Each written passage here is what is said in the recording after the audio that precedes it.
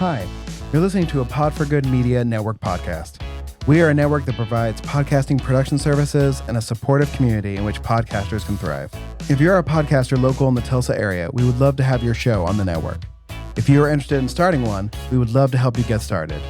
Find us online at podforgoodmedia.com and fill out our Pod With Us form. Happy podcasting.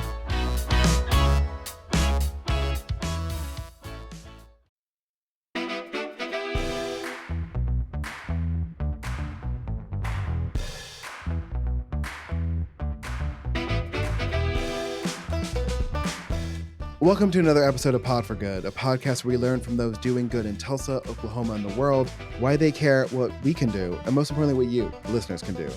Pod for Good is produced and edited by Pod for Good Media. So if you like how we sound or are thinking about starting a podcast, reach out to me. I am easy to find.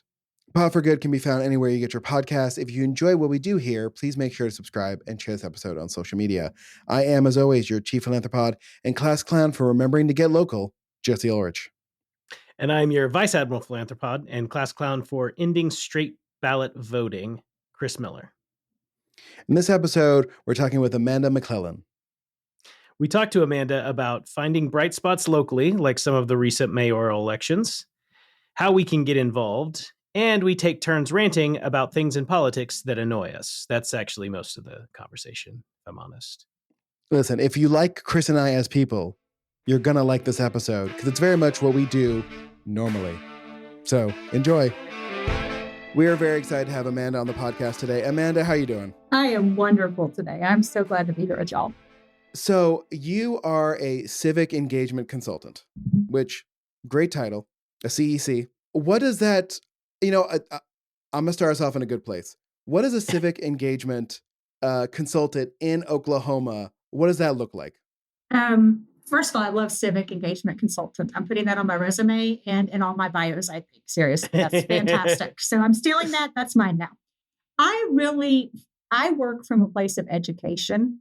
My background, I've been in local government for over 10 years, and I understand how important local engagement can be. And that's kind of what started me off on this journey. And I really come from a place right now of education, educating people.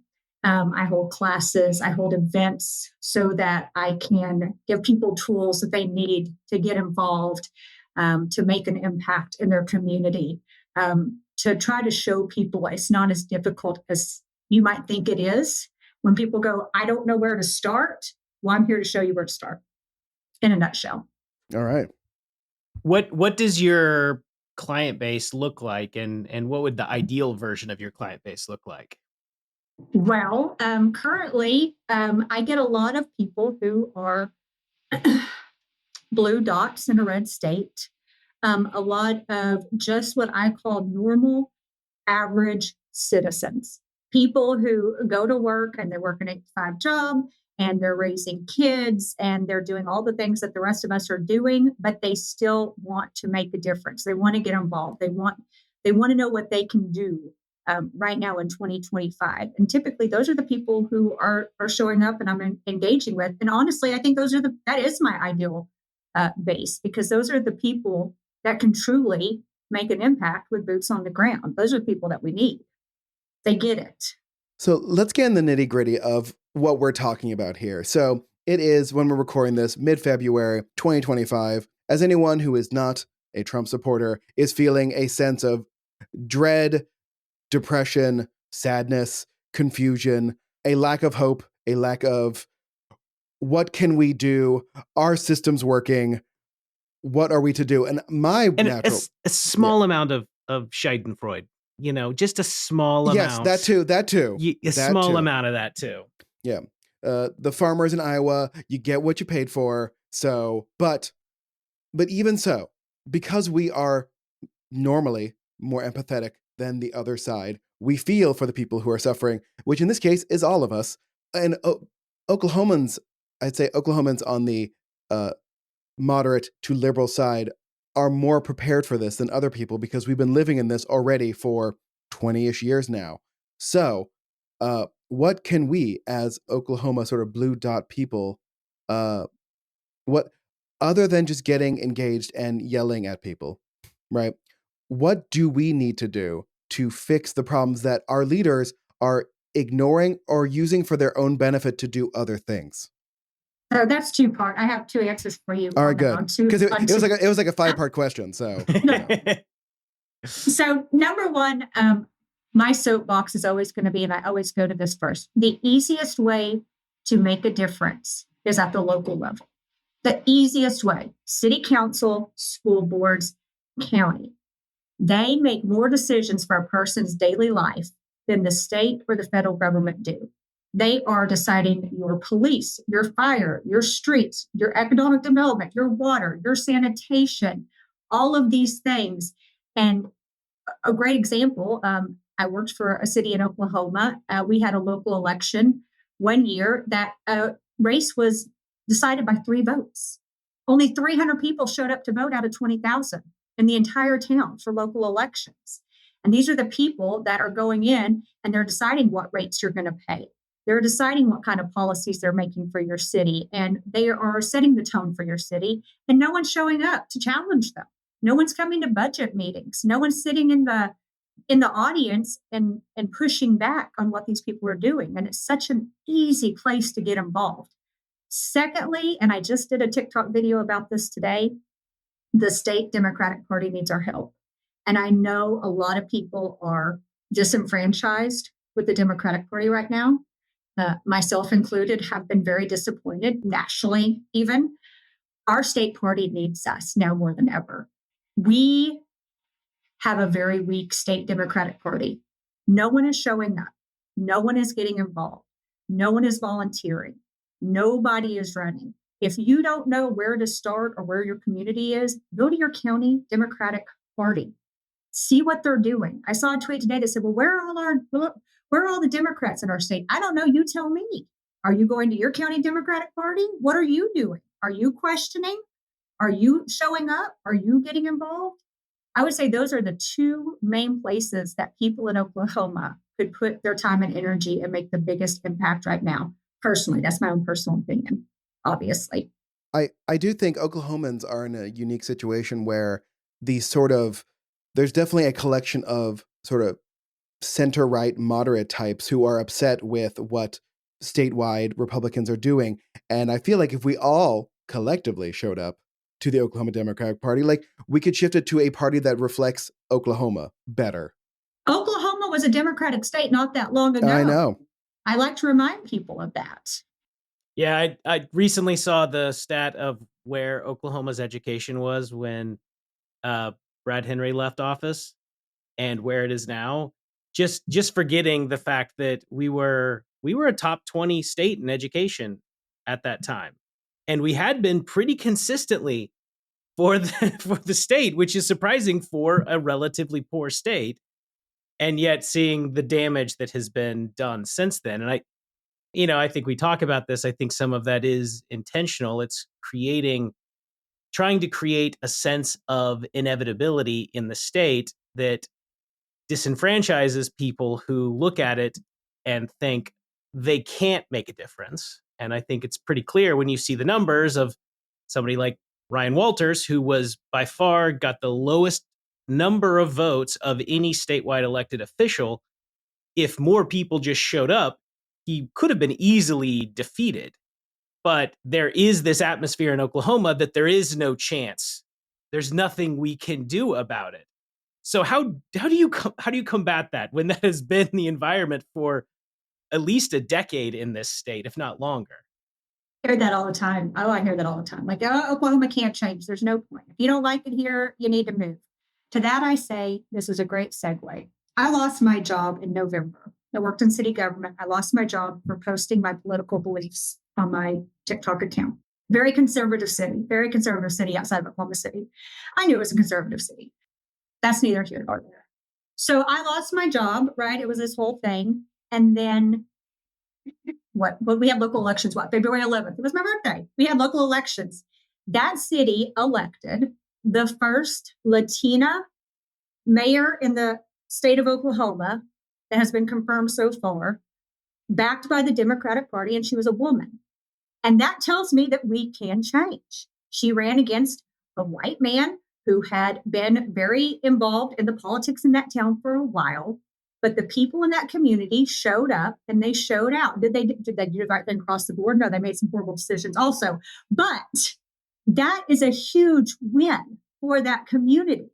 And that tells me that change is possible because she went out with motivated people. They knocked every door in that community. They talked to people. She met people. And it's really at the end of the day about getting back to our neighborhoods, to our neighbors, to our own little local communities and breaking down some of those walls. And I know that sounds kind of sometimes like, a woohoo dream, but she did it. She did it. And I'm excited to see what she does moving forward. Bethany, Oklahoma, I'll just say it. Amanda Sandoval, Mayor Amanda Sandoval in Bethany, Oklahoma. She made national news this weekend. She was shown on the Now Impact Now. I can't remember what's on TikTok. They have like 4 million followers. And her story went out to all 4 million of them this weekend. That shows me that change can happen in Oklahoma. And I mean, look at Tulsa. I mean, we had our first ever African-American mayor, and in a city with a very complicated racial history that first in a primary defeated a well-funded, very Republican white male, and then a somewhat moderate, sometimes not moderate, incredibly well-established white female, and it does show you that. And at that same time, a lot of those same voters overwhelmingly voted for Donald Trump, so it does show you that with a strong and clear message and support for it, you can have changes. And I don't know a lot about it, but the new mayor in Norman as well was another big change, is showing that we are seeing locally some very different people getting elected than what you would expect based on the makeup of the electorate. 100%. Both great examples. Yeah, Norman showed up and showed out as well. I think if we do start with a focus on local, I think it helps us because truly that's when the people who do vote are focusing the most on nitty-gritty specific issues and not the stupid ephemera that is national elections, where we're not even talking about the same thing and we're arguing over culture war issues that affect very few people. And one side's like, we don't want to hate people, and the other side's like, we don't like them. And I'm like, what does this have to do with legislating? I think you're slightly off. It's not that they want to hate them, it's that they don't want to feel bad about hating them. And you're making them feel bad about that. Correct. That's right. That's a very good point, Chris. It's fair. That's fair. So, I've been spending a lot of time post presidential election cheering people up. That's been my role. And maybe that's because I was live streaming Monroe's victory party that night. And so I came home already just like jazzed. I'm like, we can make a difference. Like, I just saw it. But also I'm trying to brand this as a thing. It's like spiteful optimism. I'm like, I don't care. Like, I care that you're trying to destroy our democracy. I'm not going to let it depress me. Don't let them steal your joy. Yeah, don't let them steal your joy. But I mean, it's going to be a slog. Chris and I just interviewed the Tulsa auditor, right? And what I'm realizing now, that conversation is actually incredibly relevant considering what's happening nationally with the stupid Doge committee and whatnot. I'm like, these things already exist in government by people we have elected. And I'm just like, okay, I'm gonna center this back. We are now in a place where we have to be like advocates for the democratic process, which is not something, again, I thought we'd have to do at this point. But here we are. Nazis are bad. Democracy's good. How do we engage with those who are maybe not thinking about it at that level? Like they're thinking about, I hate to use the price of eggs as an example, but they're thinking about their own lives and the things that have happened economically, socially over the past 20 years. And they're confused or concerned or upset about that. And I understand that from a certain perspective, but how do we talk to people about democracy? Wow, that's a good question. Right? Because that's a great question. It's not the most efficient form of government. We know this, right? But was it Churchill who said, like, democracy's the worst form of government except for all the other ones.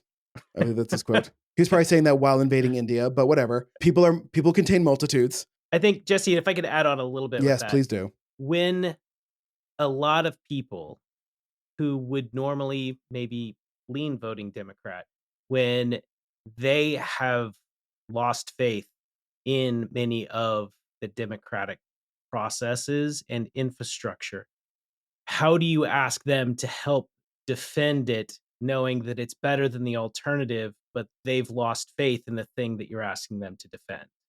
Better. Perfect. And that's a great question because and we're hearing it over and over. I hear it. I'm sure y'all hear it all the time. People are mad and they're sad and they're upset and they're hopeless and they're all these things. And everyone wants to dismantle and start over. We need a new party. We need something better than the Democrats. And, as we probably everyone on this call knows, that takes a lot of work and a lot of time, and that doesn't happen overnight.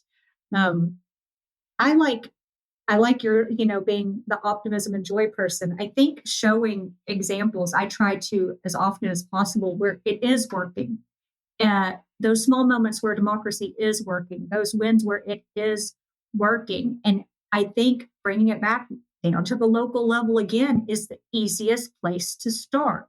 If you can start to see wins and see things happen and see change happen and see your impact on your own community, then that gives you the oomph, the want, the will to take it further, to do more.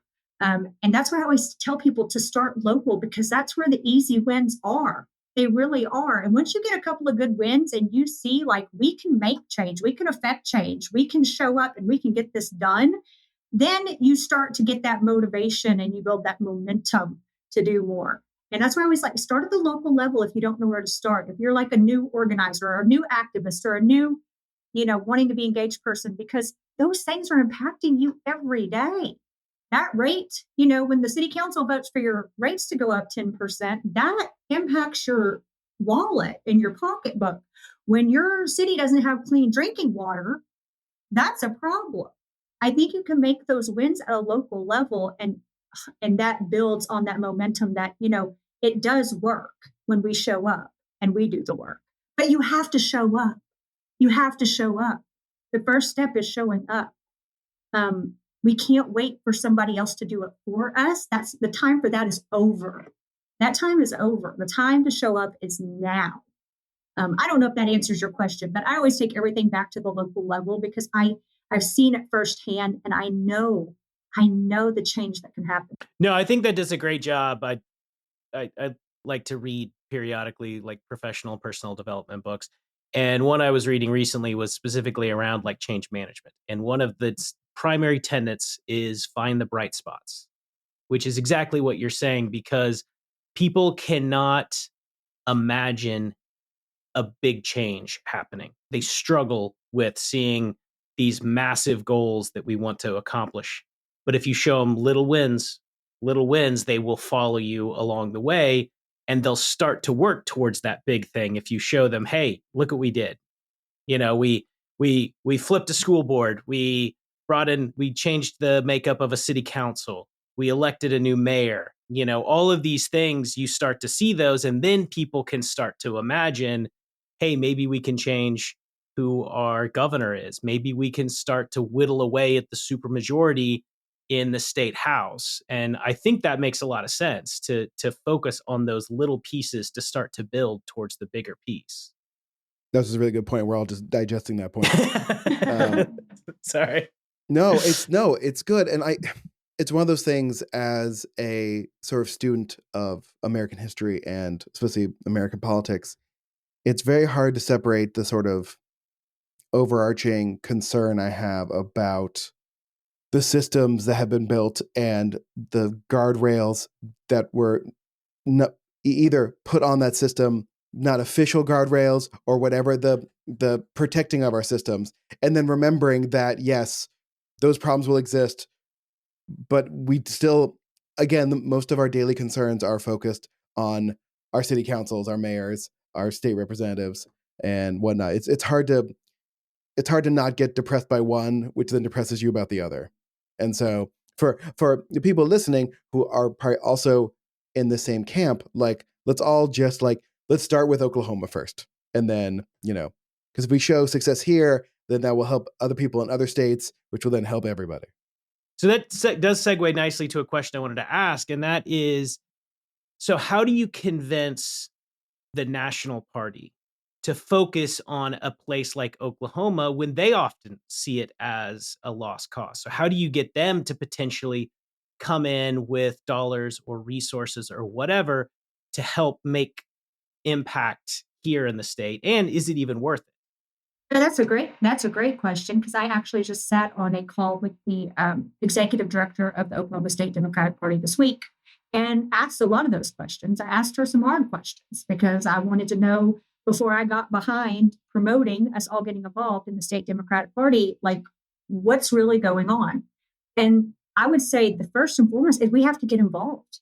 The national party is not paying attention to Oklahoma because Oklahoma is not paying attention to itself. People are not showing up to vote. We don't have the volunteer base. We don't have the strong county chairs. And I would say that we have to take accountability for ourselves and show that we're serious about showing the state if we want the nation to care about us. Because right now it just looks like we don't care about ourselves. We've got Rai Walters running wild, implementing Project 2025 at every turn. So we got to take care of ourselves first. And we need more people to step up and get involved. And, whether you're big into the Democratic Party or not, this is Oklahoma and we have two parties and that's what it's going to be. So you're going to have to pick one. I'm sorry. That's just kind of how it is right now. That's just where we're at. I was a registered libertarian at one point in Oklahoma, but that doesn't work here right now. I've been saying this my whole life. There's a two-party system. If you don't like what the other party is doing, you are automatically the other party, and accept that. And let's go with it. Yeah. Blue team, there's blue team and the red team. If you don't like the red team, stop pretending like you're not a member of the blue team. Right. Mm-hmm. Yeah. Because the red team, they are all grouping together. They are not having a problem coming together and trying to, do what they're doing. So I will say, I think, we're way too nice, probably most Democrats, or I'm not particularly, but, I'm liking to see the AOCs and the Jasmine Crockett's and those leaders come out swinging and fighting because, that's what it's going to take.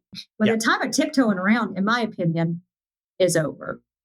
So that is a trend now, right? The idea of the meme girl Democrat, right? Of no longer being the nice or overly empathetic and trying to get everyone on your side, and say, instead of saying, no, we're going to go on the attack now. You've showed us that there is no chance, so we're just going to go on the attack now. Do you see that as a viable alternative for, dealing with the world we are in now? I don't know if it's viable, but I know it's probably needed. I get where it comes from. I understand where it's coming from. I think we get tired of being called the moderate and compassionate left because it's not gotten us anywhere. It hasn't got us anywhere. So maybe we need to be louder and stronger. Looking at who voted in the last, election. I mean, my goodness, so many people in this country didn't even vote. Like, what do we do about that? Because, they don't want to be team blue or red. Well, like you said, you are. So pick one and get to work. What has bothered me my entire life is if we're going to be called socialists by the other side, no matter what we do, let's aim high. Like, let's not try to moderate ourselves. Like, let's go for it. Why should our healthcare suck? Right? Other countries have figured this out. It's not rocket science. End of rant. You are absolutely right. 100%. 100%. Bernie Sanders had a line around the block when he came to the BOK when he was running in 2016. Like, there is energy there because he was pointing out what Trump was pointing out, which is like there are pure inequities in our society. And someone was willing to yell at the people about it. One of them just actually meant it and one of them didn't. So. No, I mean, my major frustration with the Democratic Party this cycle is they didn't acknowledge the emotional argument well enough. They focused so much on the intellectual side, the fact that Kamala was wildly more competent and qualified to be president, and that, yes, that should be enough. But with our country as it is, it's not. And so not acknowledging that people were enough, that people were feeling economic pain. And frankly, hearing that while they're feeling that pain, being told over and over again how much better the economy was. Absolutely. It was objectively better. But if people are not feeling it emotionally, it's not going to resonate. And I feel like we've seen people, even in this last cycle, Democrats, who did a great job of making emotional arguments as well as intellectual, and those people generally won. Even in places where there were, red counties, or people who won counter to where Trump won as well. So, I mean, once again, how do you change the inertia of a party, either at a state level or at a national level, that seems to keep making the same arguments and often failing, except when there's a major crisis situation? Yeah, absolutely. I don't know the answer to that. Well, here's another question you can't answer, which is how do we fight back against the fact that our opponents in this fight for our country have a built-in system of news reporting, echoing, whatever you want to call what Fox News is, right? We don't have that, nor do we want that. And so is it just like Pete Buttigieg just going on Fox News more? Like, did the fight that Obama started with Fox News being like, we're not going to engage, is that a mistake? And should we go back to, like, even if it looks like we're getting our ass handed to us when we go on Fox News, which I don't think we do, but sometimes it happens. Like, is it worth the fight to get to the 5-10% of people who are watching who are like, oh wait, that is a good point? I mean, speaking from someone who I lost my parents to Fox News, and I've gone no contact with my parents over all of this. Yeah, I think so. I think at some point we do have to meet people where they are, and people are probably not going to like that answer. But there are. I mean, my dad's a college educated man. I mean, my parents are not who they have turned into. Maybe they are. Maybe that's who they've always been, and I've just been naive. But during COVID, I watched as they sat and watched Fox News day in and day out, and they turned into people I did not know anymore at all. And so someone like Pete or someone like that is very well spoken, very articulate. I think we put him and those people out in front of everybody, because there might be a 5 or 10%, like you said, that hear that and go, okay, well, that does make sense. Or, oh, okay, well, let me look into that a little bit more, versus just blindly, going with everything that they hear on Fox News or read on Facebook. I think there is something to be said for meeting people where they are, because you're never going to convince people like my 70-year-old parents to find independent news journalists and follow independent news media. It's just not going to happen. And we all know that our mainstream news is getting worse and worse and worse. So I would say any chance we have to put people out front to speak, the truth and show what's really going on the other side of the story is always a positive thing, in my opinion. I'm a better liberal person because of the 30 years of arguments I've had with my friends who are of a different political persuasion.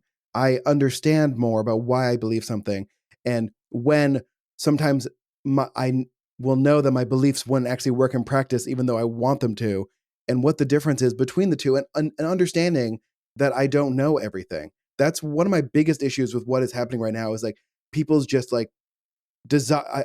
I understand people's desire for a simple answer, but like, you have to understand our massive political system isn't going to have simple answers. That's just not how systems work.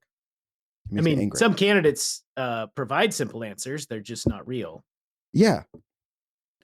And it's finding candidates who are able to be comfortable in that confusion and explaining it to people. I think that's what makes a good politician, is either they're very good at giving simple answers, or they're comfortable explaining how something is complicated.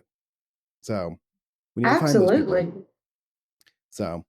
So for all the liberals out there listening to this, like, let's go. Okay, let's take it back local and small scale again.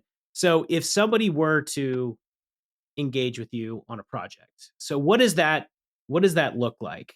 What kind of projects do they bring to you, and then what does it look like? What do you help them accomplish?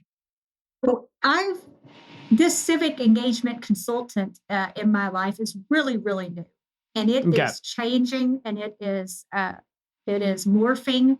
It started just as a way to educate. I started out one year, I did CivicCon. There's a nonprofit in Oklahoma City called, I've gone completely blank. Anyway, I did that event. It's called CivicCon, and I did a local segment on getting involved locally in education. And the amount of people in that room that didn't even have the basic understanding of how their local government worked was astounding to me. And these were people all ages, all age ranges, had been involved in. But when you got down to that city, county, school board level of how things work, just really did not have a clue. And that's where all of this really started from, was just an education standpoint, like in a really simple way. Like, let me just show you how your local government works. And let me show you how you can be put in. Let me show you how to do a records request and request information. Let me, talk to you about how your local budget is done. And then as, our landscape has changed, in Oklahoma, it just really, I keep seeing these needs that aren't being met. So in January, I did the Blue Dot Oklahoma event. I brought together 15 speakers and over 100 people for a day of just inspiration, but also facts and ways they could get involved in other organizations. I like to be a connector. We have so many great nonprofits and orgs already doing the work that need our help. I feel like a lot of times we try to create things that are already there or create things that are already in place just because we don't know.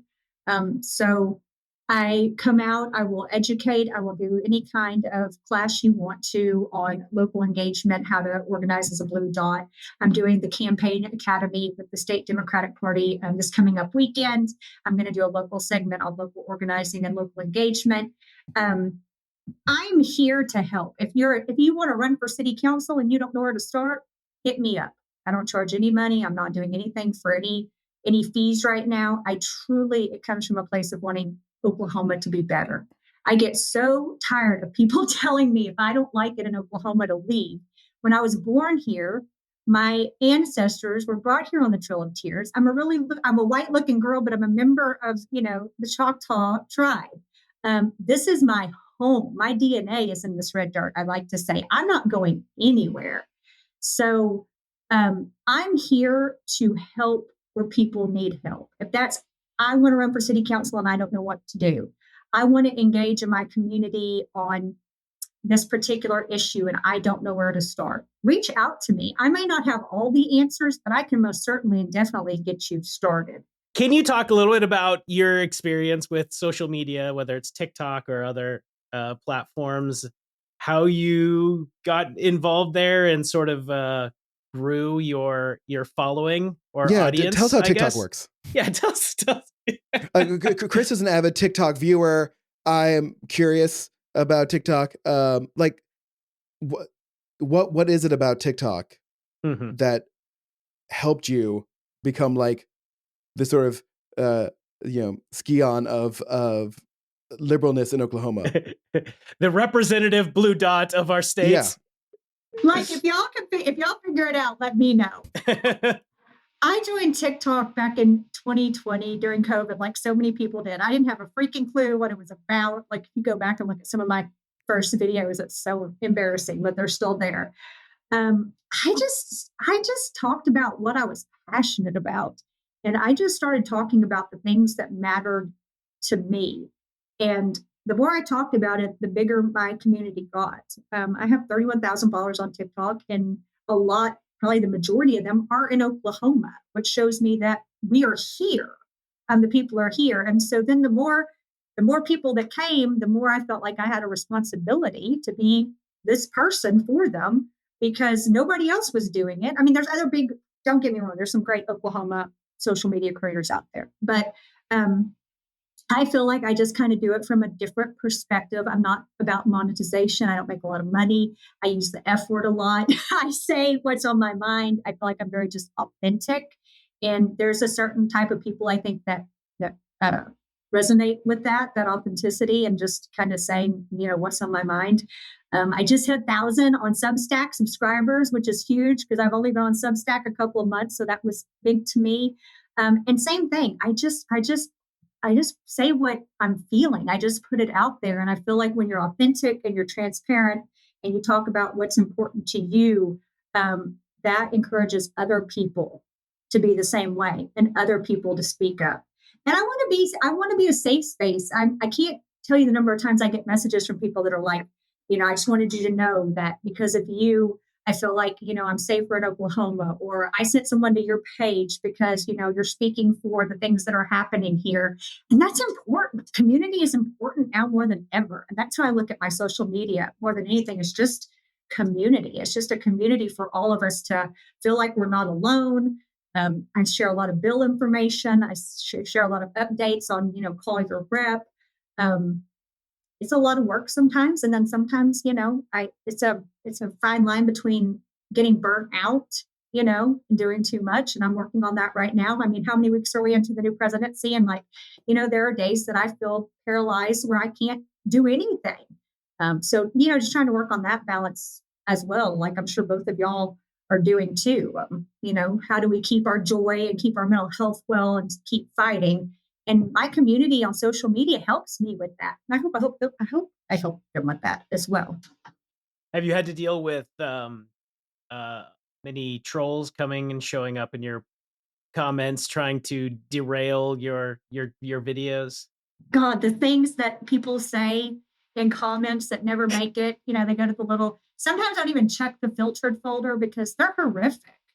I mean, people will get on social media and say some of the most horrific, go kill yourself, go die, throw yourself off a mountain, throw yourself off a cliff. Nobody wants you anyway. People just feel emboldened these days on social media. And if those kind of things bother you, probably having a platform like that is not for you because you have to just learn to just ignore that crap. I'm on a delete and block thing and I don't engage on my page anymore. I don't engage with the far right. I don't engage with people who are coming to be trolls because in my experience, I'm not getting anything from that. We're not coming to an understanding in, a minute video on TikTok, honestly. See, Jesse could never have a TikTok because he would make one video ever and then spend the next 6 months just arguing with people in the comments. Every troll that showed up, he would argue with each one until they gave up and then move to the next one. And he would never make another video. Yeah, that's why I need someone to just do my social media for me, film me doing the TikTok. And then I don't ever engage with it after that. I'm still mad about the 3-star review we got on Apple Podcasts because the person did it without naming themselves. Cowards. You're cowards. I love it. So along those, obviously interacting with social media, especially these days, is very, I'll say, ethically complicated. So how do you use these tools, which maybe aren't the greatest things in the world, with how they, we'll say some of them promote Nazism and other things, but how do you use those tools to do good while still acknowledging the fact that the companies themselves maybe are bad? They're bad. I wish I could say I was the person that deleted all my Meta and, deleted Facebook and Instagram. We all know that they're the devil. But the way that I look at it in Oklahoma is that there are people on those platforms that I need to reach. They are not anyplace else. Oklahoma is a interesting state, as we know. I love it. But we've got a lot of older people in rural areas, a lot of people who are not, hip to TikTok or, Substack or whatever. And so I continue to use those platforms. I guess it's just, the price of doing business. I don't know if that makes me a good activist or not, but I know that my first priority is the state of Oklahoma and making it better. And so I need to be able to reach every single person I can. And honestly, like I get so many friend requests on Facebook right now, it's crazy, and I accept all of them. And if that's where I have to meet people at, that's where I'm going to meet them at. That's where I'm going to meet them at, is on Facebook. We all know Zuckerberg's the devil, but so be it. Yeah. You have to use the tools that are available to you. And just like in politics, like if these are the rules people are playing by not playing by those same rules, we are hindering ourselves. Yeah. So that's very well said. One of my, I guess, political rants, as somebody who was a later convert to the Democratic Party, the fact that so many Democrats seem to still use some version of purity tests that people have to hit every single button before they can be part of the party or a candidate or somebody involved, and people just aren't that, and you end up just alienate the people who, maybe they only have a 20% overlap with the Democrat Party, but would maybe help out because that 20% is really important to them, but then they find out that their other 80% now disqualifies them. So to me, it's something that has frustrated me, that I think is a mistake, that because Republicans, they're like, yeah, we'll let anybody, as long as you generally dislike liberals, we'll let you join us. We don't care why you don't like them. You can come in no matter what. Where, so they've become like the big top party, but not for good reasons. And it feels like Democrats could be that party that says, hey, if you just want to make things better, come join us. Right? We infight so much. There's so much infighting that goes on. And you're right. There's so much of, no, we should only be concerned about this issue. And if we're not making this our top priority, I don't want to be a part of it. And that's how we got where we are right now on February 17th, because so many people didn't vote because we wanted to get so in the weeds about what was most important. And now look at us.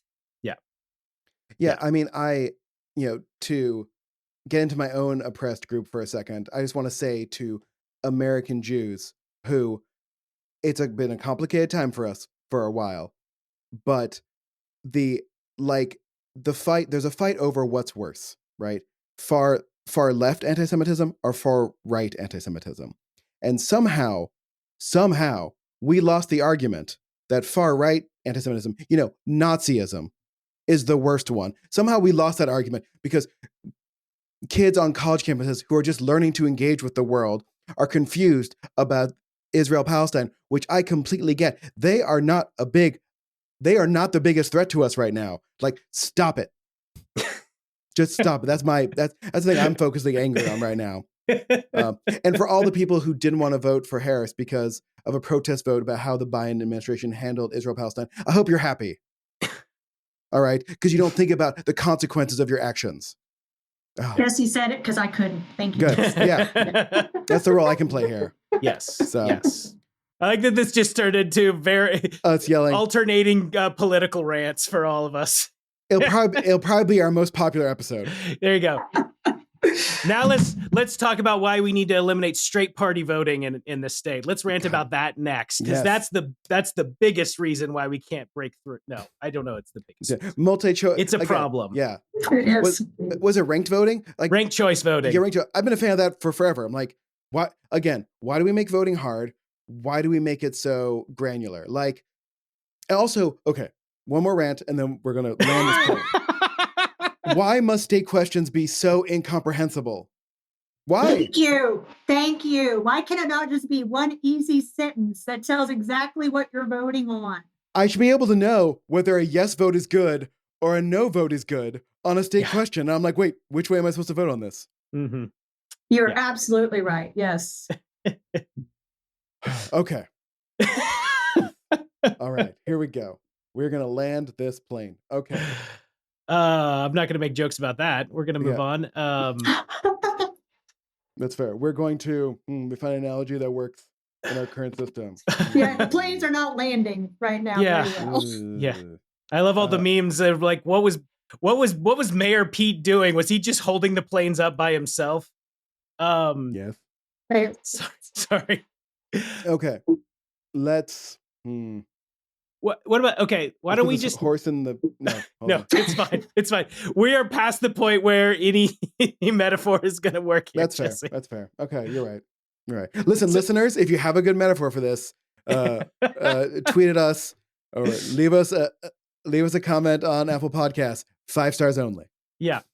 Okay. So can you just let people know if they do want to connect to you either via social media or because, they want to use your services, how all can they connect to you?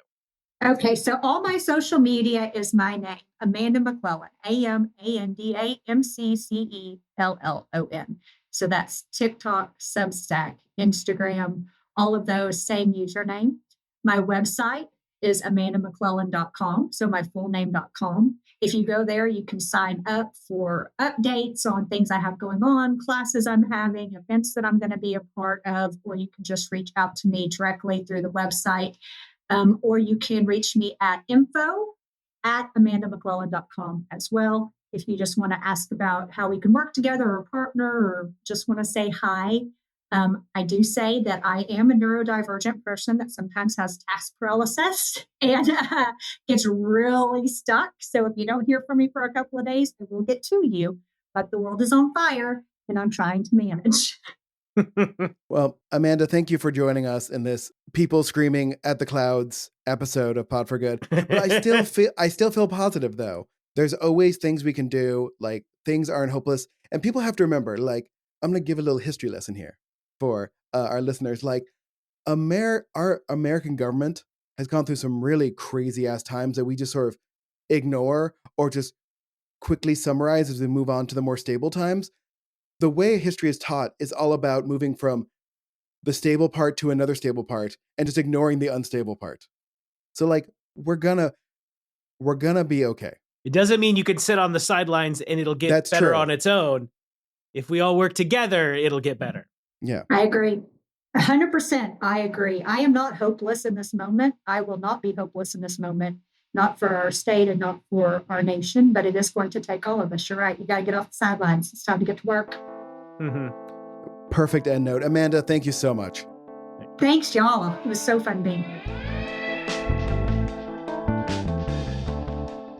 Thank you all for listening to our episode with Amanda.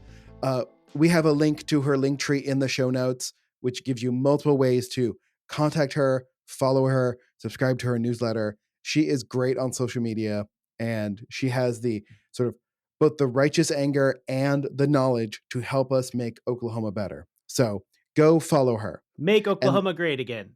Yes. Let's get that on a hat in Sooner Red. After you follow Amanda, make sure to follow Pod for Good on all the social media networks that we are currently on. I'm not going to list them. I'm getting tired of that part. But what you can do, if you like us and care about us, and you're one of the 30 people who listen and download in the first day, mostly Dr. Schumann. Thank you, Dr. Schumann, for your support of the show and always texting me after an episode comes out. I'm giving you a direct shout out because you do that, and I appreciate it. Please like and subscribe wherever you get your podcasts. We are, by the way, if some of our listeners liked to use YouTube to listen to us, I discovered last night that it just stopped updating like a year ago. I've now fixed it, so we are back on YouTube if YouTube is the way you listen to podcasts. So enjoy that. Please leave us a review if you can. As always, tell us to get it done. Be kind to one another. Let this winter please come to an end.